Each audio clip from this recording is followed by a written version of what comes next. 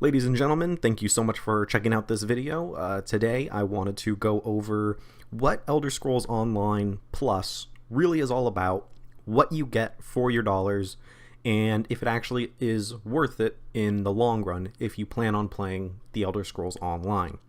So the biggest, there's two very major things that I think you get with Elder Scrolls Online. Now, the first one is that you get access to all DLC that gets released for the game, both previously and upcoming.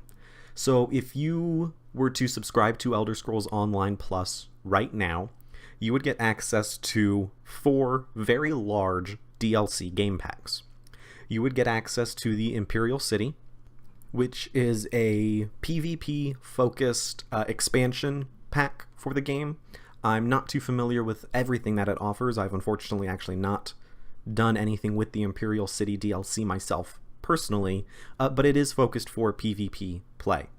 Next, you get Orsinium, which I have spent a great deal of time in, and that is an incredible DLC pack. I would actually call it's much closer to a real expansion for the game, and it's something of an expansion that you would see for Skyrim or Oblivion or Morrowind, where it adds a whole new land to the game, dozens upon dozens of hours of content, whole new characters, new items, new sets, everything like that. It is an excellent piece of content, and it's very well voice acted, and it even has some of the best animations for characters interacting outside of a cutscene or anything. You know, you just walk up to 2 characters and they start interacting in the world. It has some really good ones. The animations are top-notch for it. Love the Orsinium DLC. Next, you get the Thieves Guild and the Dark Brotherhood. Now, these two are also very large expansion packs. However, the land size and the content within them is not quite as much as Orsinium. You are getting access to 2 skill lines, one for the Thieves Guild and the other for the Dark Brotherhood, and it is nice because these two really round off the guilds that you see from the other Elder Scrolls games. So it's nice that we finally have those skill lines and we have those guilds that we can join, and they have very good stories. I've personally not finished either of them yet. I've been working my way through the main story in Orsinium before I tackled those two, but it's great that they are there. They're, again, very well voice acted, especially the Dark Brotherhood. I love the voice acting in that, and Thieves Guild is the one I've actually spent the least amount of time in, but I'm sure, and I have heard, that it's of very high quality as well. And then the final piece of DLC that you get with the ESO Plus membership is the newest Shadows of the Hist expansion. Now, this one is a bit smaller. It's on the leaner side of content. It adds 2 new themed dungeons, and those themes are Argonian themed. And again, much like the Thieves Guild, I have not spent much, if any, time at all in the Shadows of the Hist content, so I've not gone through those dungeons myself, and you might be wondering why it is that I'm here making a video when I have not experienced all of these DLC packs to the fullest. It's twofold. The first one is that these are all very huge pieces of content. They all take a very long time to go through, and I personally just don't have the time to be able to go through all of these. You know, being able to sit down for 5 or 6 hours at a time to go through this content, I unfortunately just don't have that kind of time. And secondly, I'm actually a fairly new subscriber to ESO Plus myself, which is why I felt like I needed to make this video, because I was on the fence for pretty much the entire time that this game came out. You know, I've said it in some previous videos, but my personal experience with Elder Scrolls Online, I did not like the beta. I did not like it when it first came out for the first few months, and then I stopped playing for a pretty long chunk of time. Maybe upwards of 8 months, maybe even a little longer. And then I finally came back. I saw all of the updates that the Elder Scrolls Online was putting out there. I gave it another shot, and I have been hooked on the game ever since. And I think maybe 2 or 3 months ago, I finally decided to become a subscriber. So I am doing the 1 month recurring payment, and I'll explain more of that when we get further into the video. So that's why it looks like I just don't play the game very much. I do, even though I spend most of my time recording my Let's Play and add-on Spotlight videos now. I do spend a lot of time playing, but not as much as I would like, so therefore going through this DLC is very slow, and I started with Orsinium, which may have been the wrong move if I wanted to get through them quickly, because Orsinium is massive, like I mentioned. But it is very, very good. So, those are the DLC packages that you get by being an Elder Scrolls Online Plus subscriber. Now, the next bonus that you get by being an Elder Scrolls Online subscriber is crowns. Now, for those who are unaware, crowns are what you use to purchase items in the in-game cash shop. So even if you're a subscriber, there are still things in that cash shop that you can't buy. Now, granted, there is nothing in that cash shop that gives anyone an edge over somebody else. There are things in there that make leveling a little bit quicker, and I will get more into that again later in the video. But right now, I want to talk about the crowns, which again, you use to buy things in this store, which is mostly filled with cosmetics and some convenience of life packages. But there are 3 different types of subscriptions that you can have for the Elder Scrolls Online. There is a $15 recurring payment a month plan, which gets you 1,500 crowns each payment cycle. So what that means is that, say I purchased a Elder Scrolls Online Plus subscription on November 10th. I would get 1,500 crowns that day, and then 1 month later, exactly, December 10th, I would get another 1,500 crowns. So that's pretty nice, and that's actually the plan that I am on. It's just the one that's the most convenient. If money ever becomes an issue, it's very easy to just cancel that subscription right away and not have to worry about it. And you get access to everything that the other payment plans have access to. Now, the other payment plans do have their own little discounts, which are nice. If you go for the 3-month plan, you will pay $14 a month for 3 months, and that will total up to $42. And what's nice about that one is that you get 4,500 crowns up front. So that's pretty nice. You don't have to wait for crowns, and you get a huge chunk of them right out at the gate.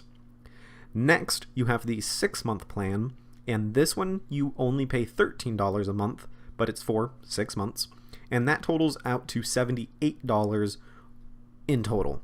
Now, the nice thing about this plan is that you get 9,000 crowns up front. Again, pretty nice.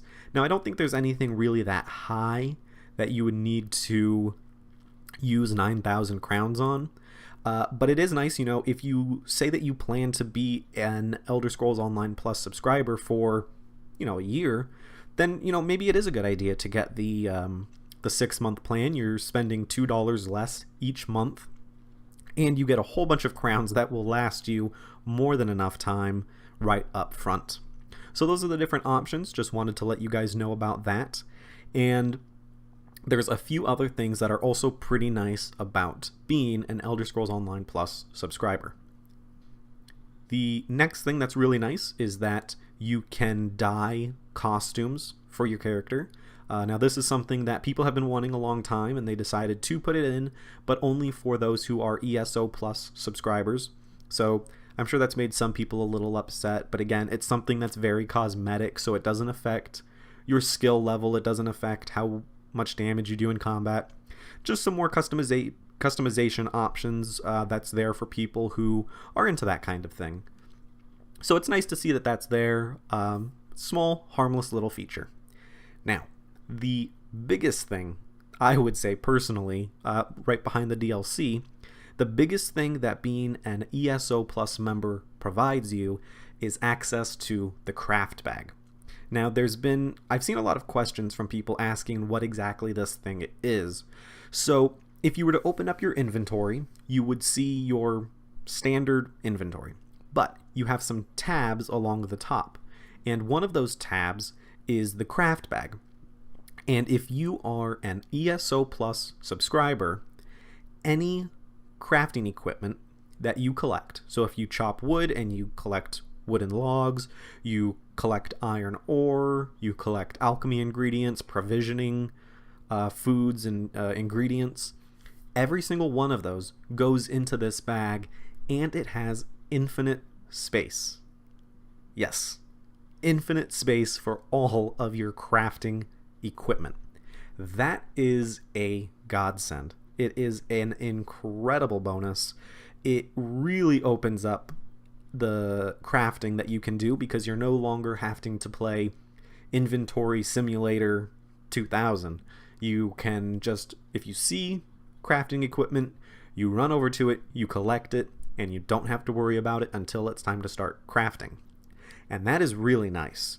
And what it really does mean is that you do not have to worry about maybe specializing what craft your character goes into, because you can collect all of these ingredients and level up those skill lines for whatever character you want. But that is not where the benefit of this ends. This is an account-wide craft bag, meaning if I create a character and I level this character up to CP 150 or whatever, and I have been going through and collecting thousands upon thousands of crafting equipment, those are all in my craft bag, and if I were to make a new character, that brand new character would have access to all of those crafting items. So that character already has a jump start in their ability to craft items. So that's really nice, and it really makes it so much easier to go throughout the world, not spend so much time dealing with your inventory. And another question that I have seen people mention is, what happens if I unsubscribe? What happens to all my items? So this is something that ZeniMax did, which is pretty smart, is if you have, say, 100 iron ore in your craft bag, and you decide to unsubscribe, you would still have 100 iron ore in your craft bag, and you could still craft and pull from the craft bag, but you can no longer add items to it until you resubscribe. So it's a pretty smart system, and it doesn't penalize you for saying, you know what, I just want to take a month off paying for an ESO Plus membership, but I would still love to have all of my crafting equipment that I've gone around collecting. So it's a great middle ground between saying, well, you know, it would be nice if you stayed subscribed so you could keep putting stuff into this craft bag, but it doesn't penalize you, and you can still craft like normal. You just can't add stuff to it until you resubscribe, like I mentioned. So the craft bag and the DLC, I would say, are the two biggest reasons to become an ESO Plus member. They're very helpful, and when you're talking about the DLC, it's just excellent content, well worth the price. Now, there's a few smaller things that you get for being an ESO Plus member. The first one is that you get 10% increased experience gains, and I believe that is for any experience gain. So completing quests, killing monsters, things like that, you get experience for it. 10% increase. You get a 10% increase in your crafting inspiration, which is a bit of a nebulous term, but I believe what they're mentioning is when you deconstruct an item or when you research an item, you gain some more crafting experience. I believe that's what it's referring to. Somebody correct me in the comments if I'm wrong on that. You do get a 10% increased research trait time, which is really nice when you consider you've got these traits taking 24 some hours to complete. So 10%, it's not much, but it's nice. And finally, you get a 10% increase in gold found and acquired. So you'll find a little bit more gold on monsters, you'll get a little bit more gold from quests, things like that. So some really nice buffs there. Nothing game-breaking, nothing that ruins the balance of it. It just means that you level up a little quicker, which for me, with my limited time, is really nice actually.